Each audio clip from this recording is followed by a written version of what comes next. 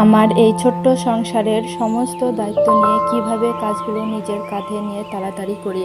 আসসালামু আলাইকুম, সবাই কেমন আছেন? আশা করছি সবাই ভালো আছেন ও সুস্থ আছেন। আমি শিল্পী, আমি নদীয়া জেলা ছোট্ট একটা গ্রামে থাকি। আবারও নতুন একটা দিনে নতুন একটা ব্লগ ভিডিও নিয়ে চলে এসেছি আপনাদের মাঝে। আশা রাখছি আজকের ভিডিওটি আপনাদের কাছে অনেক বেশি ভালো লাগবে। তাই অনুরোধ করছি ভিডিওটি না টেনে সম্পূর্ণ দেখার জন্য এবং লাইক সাবস্ক্রাইব করে পাশে থাকার জন্য।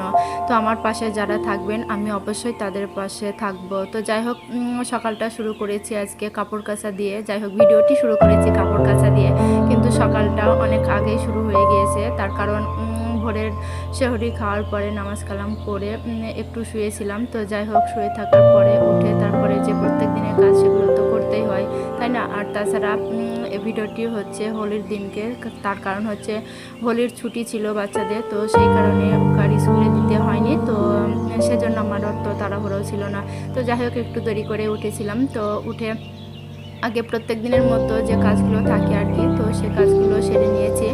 তো তারপরে এখন চলে এসেছি জামা কাপড়গুলো কাচতে। তো যে জামা কাপড়গুলো নতুন পরে এসেছিলাম আসলে, তো সেগুলো একটু অল্প সার্ফের পানি দিয়ে ধুয়ে মেলে দিব, ঈদের দিন আবার পরবো। আর এই যে কাপড়গুলো আমার মা দিয়েছিল, তো সে আমার মা বলে দিয়েছিল যে তোমরা কিন্তু ঈদের দিন পরবা। তো সেই কারণেই আমি একটু লবণ আর একটু সার্ফের পানি দিয়ে ভিজিয়ে রেখেছিলাম, যাতে কাপড়টা একটু নরম হয়ে যায়।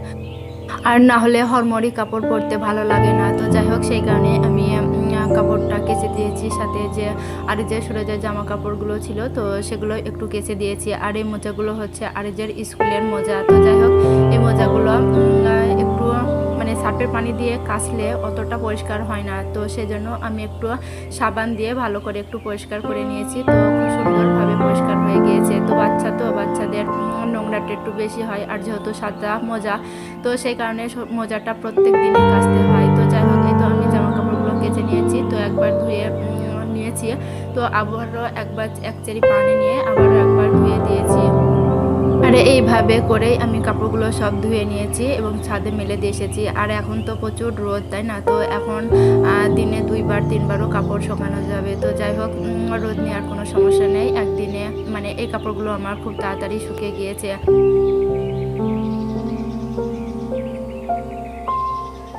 তো এখন চলে এসেছি ঘরটা একটু মুছে নিতে। আর এই ঘরটা আমি আমার মায়ের বাড়ি যখন গিয়েছিলাম তার আগের দিন মুছেছিলাম। তো যাই হোক, এর মধ্যে আর মোছা হয়নি। তো যেখানে ইফতার করা হয় বা নামাজ পড়ি সেখানটায় একটু প্রত্যেক দিন একটু মুছে নিই আসলে। তো যাই হোক, সম্পূর্ণ ঘরটা ভালো করে মোছা হয়নি, তো সেই কারণে আজকে ঘরটা একটু ভালো করে মুছে নিয়েছি। তো আমার সংসারটা ছোট হলেও দায়িত্বগুলো অনেক বেশি বড়, তো সেগুলো আমাকেই নিতে হয়। আর কাজগুলো তো আমাকেই নিতে হবে, তাই না? তো যাই হোক, সংসার ছোট হোক বা বড়, সংসারের কাজের দায়িত্ব কিন্তু মহিলাদেরই থাকে। কিন্তু যাদের বড় সংসার তাদের হয়তো পাশে কেউ না কেউ থাকে সাহায্য করার জন্য। কিন্তু আমার সংসারটা ছোট হলেও কাজগুলো তো একই, তাই না? তো যাদের বড় সংসার তারা হয়তো রান্না বান্নাটা একটু বেশি হয়, কিন্তু নিজের কাজ নিজেরা হয়তো করে নেয়। আর আমার সংসারে যেহেতু কেউ নেই, কাজগুলো আমাকেই করতে হয়, তো সব দিকটা আমাকে সামলাইতে হয়। তো হাজব্যান্ড তো কাজের সূত্রে বাইরে আছে। তো যাই হোক, উনি তো টাকা দিয়ে খালাস, আমাকে তো সব দিকটাই সামলাতে হয়, তাই না? তো এই তো রোজার মাস এসেছে, রোজার মাসে তো প্রচুর খরচা, কিন্তু উনি যে টাকাটা দেওয়ার সেই টাকাটাই তো দেবে, তাই না? তো বাকি টাকা আমি কোথা থেকে ম্যানেজ করব? তো এগুলো যেই হাজব্যান্ডকে বলতে যাই তখন বলে তো আমি কি করব, আমি যেটা পাই সেটা তো দিয়েই দিই তোমাকে, তো তুমি যেভাবে পারো সেইভাবে সংসারটা চালিও। তো যাই হোক, আমি সেইভাবে সুন্দর করে সংসারটা সাজিয়ে গুছিয়ে নিয়েছি।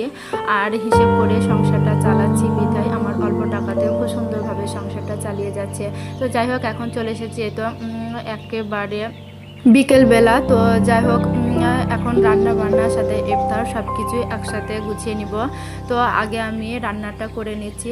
আর আজকে আমি পোলট্রির মাংস রান্না করব। তো যাই হোক, মাঝে মধ্যে তো রান্নাটা শেয়ার করি, তো আজকেও শেয়ার করেছি। তো যাই হোক, এই তো সব মশলা কষিয়ে নিয়ে এখন মাংসগুলো দিয়ে দিয়েছি। আর মাংসটা একটু ভালো করে কষিয়ে নিব।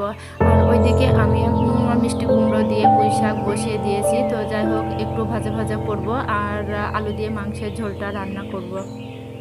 তো যাই হোক, সব সময় এক যায় না। এখন আমার বোনের সংসারে খুবই অশান্তি হচ্ছে। তো যাই হোক, এরকম অশান্তি একদিন আমার সংসারে হয়েছে। তো যাই হোক, অনেক কিছু সহ্য করে ধৈর্য ধরে আজ এই পর্যন্ত এসেছি।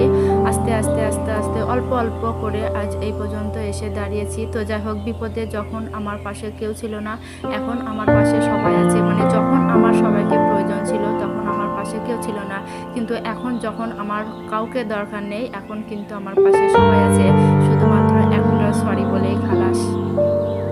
জীবনটা যদি আপনি খুব গভীরভাবে ভাবেন তাহলে জীবনটা খুবই কঠিন, যদি আপনি সিম্পলভাবে ভাবেন তাহলে জীবনটা সত্যি খুবই সাদাসিধে। তো যাই হোক, জীবনটা কঠিনভাবে না ভেবে সিম্পলভাবে ভাবেন, সিম্পলভাবে থাকার চেষ্টা করেন, দেখেন সত্যি ভালো থাকবেন বা সুখে থাকবেন। আর সবথেকে বড় কথা হচ্ছে যে মানুষ কি বলবে বা মানুষে কি ভাববে সেটা না বলে যে আমার কোনটা আমার ভালো হবে সেটাই ভাবা উচিত। তো যাই হোক, এতদিন ধরে সেটাই ভেবেছি। মানে যেদিন থেকে বিয়ে হয়ে এসেছি সেদিন থেকে ভেবে এসেছি যে এটা করব না, ওটা করব না, আমাকে এই বলবে মানুষে, ওই বলবে, এখানে গেলে আমাকে এটা বলবে, ওটা বলবে। তো যাই হোক, অনেক কিছু ত্যাগ স্বীকার করেছি, কিন্তু এখন এসে ধৈর্য আর বুদ্ধি দিয়ে যখন এখন এসে পরিপূর্ণভাবে সংসারটা গুছিয়ে নিচ্ছি, তখন এসে সেই মানুষগুলোই এখন এসে বলছে যে সরি, আমরা হয়তো তখন ভুল করেছিলাম। জীবনে চলার পথে তো বাধা বিঘ্ন আসবে, তাই না? তাই বলে যে জীবন থেমে যাবে তা নয়, বা জীবনকে থামিয়ে দিবেন তা নয়। জীবনের সাথে লড়াই করে তারপরে বাঁচতে হবে, না হলে তো আপনি বাঁচতে পারবেন না। আর মেন কথা হচ্ছে, আমার বোনকে আমি এই ধৈর্যটাই সবসময় দিয়ে এসেছি। আল্লাহর ওপর বিশ্বাস করো, মনকে শক্ত করো এবং অনেক অনেক ধৈর্য ধরো। দেখো, তোমারও একদিন আমার মতো সব কিছুই হবে, বা শান্তশিষ্টভাবে সুন্দর করে গুছিয়ে সংসারটা করতে পারবে। তো যাই হোক, আমি আগেই বলেছি যে আমি অল্পতে খুশি হয়ে থাকি, যেমন আমার বোনেরাও তেমন, যে অল্পতে খুশি হয়ে থাকে। তো ও শুধু চায় সুন্দর করে আমি অল্প আয়েও আমি সুন্দর করে সংসারটা করব, স্বামী সংসার নিয়ে। তো যাই হোক, সেটা তো ওর হচ্ছে না। মানে সবারই তো মন পছন্দ হয় না, তাই না? তো সব মন পছন্দ হতে গেলেও অনেক ধৈর্য ধরতে হয়। আর ধৈর্যর ফল কোনোদিনই খারাপ হয় না, ভালোই হয়। কথাতেই আছে, পৃথিবীর সব মানুষই যদি একদিকে হয় আর তার স্বামী যদি তার নিজের হয়, তাহলে দেখবেন সব কিছুকেই জয় করা যায়। কিন্তু ওর স্বামীটাই ওর নয়, তো সেজন্য ও সামলে উঠতে পারছে না, এমন এমন অবস্থা হয়ে আসছে, বলছে আমি জীবন শেষ করে দিব। তো যাই হোক, ওকে অনেক বুঝিয়েছি। আর এরকম শুধু আমার বোনের বা আমার দিকে নয়, এরকম অনেক মেয়েরই হয়ে থাকে আসলে। তো যাই হোক, কিছু কিছু মানুষ হয়তো প্রকাশ করে, আবার কেউ হয়তো প্রকাশ করে না। তো যাই হোক, জীবনটা অনেকই, জীবন মানেই হচ্ছে কষ্টের। তো যাই হোক, সবার কষ্ট এক নয়, কারো স্বামী নিয়ে, কারোর সংসার নিয়ে, কারোর ফ্যামিলি নিয়ে, কারোর টাকা পয়সা নিয়ে। তো যাই হোক, কারোর বালা মুসিবত নিয়ে, রোগ বালাই নিয়ে। তো যাই হোক, সবার এক হয় না, কারোর ছেলে নিয়ে, কারোর বউ নিয়ে, তো কারোর বোন ভাই নিয়ে। তো যাই হোক, সবার তো এক নাই, তো তাই না? তো এক একজনের এক এক রকম সমস্যা। তো সেই সমস্যার মধ্যে দিয়েই ধৈর্য ধরে আমরা মেয়েরা সংসারটা গুছিয়ে করছি। আর যারা ধৈর্য না ধরেছে তারা হয়তো জীবন শেষ করে দিয়েছে। তো যাই হোক, সব কিছু সামলিয়ে যারা সুন্দর করে ধৈর্য ধরে সংসারটা করেছে, তাদের পরবর্তী জীবন হয়তো সুখের হয়েছে। তো যাই হোক, একদিন হয়তো আমার বোনেরও হবে। তো যাই হোক, আপনাদের সাথে গল্প করতে করতে ভিডিও শেষ পর্যায়ে চলে এসেছি। তো যাই হোক, ভিডিওর ভিতরে দেখানো কোনো কাজ বা কথার ভিতরে যদি ভুল কিছু বলে থাকি, প্লিজ ক্ষমা সুন্দর চোখে দেখবেন।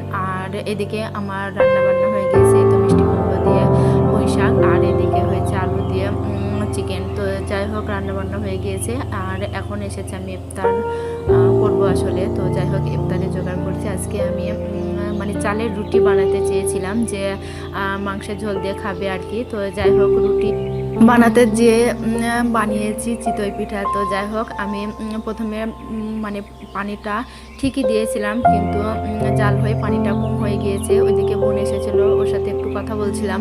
আর যাই হোক, কথা বলতে বলতে এদিকে আমার পানিটা একদম শুকিয়ে এসেছিলো। তো তারপরে আবার একটু পানি যেই দিয়েছি, ওইদিকে পানিটা বেশি হয়ে গিয়েছে। আর এদিকে আমার আর চালের গুঁড়ি ছিল না। তো যাই হোক, যা ছিল তাই দিয়ে আমি মানে আর রুটিটা বানাতে পারিনি। তো সেজন্য আমি চিতই পিঠা বানিয়েছি। তো যাই হোক, মাশাল্লাহ চিতই পিঠা ভালোই হয়েছিল। আর এই তো আমাদের তো মাংসের ঝোল দিয়ে চিতই পিঠা খেতে বেশ ভালোই হয়েছিল। আর যেহেতু ঝাল ইফতার করেছি, তো সেজন্য বাচ্চাদের জন্য সিমাই রান্না করেছি।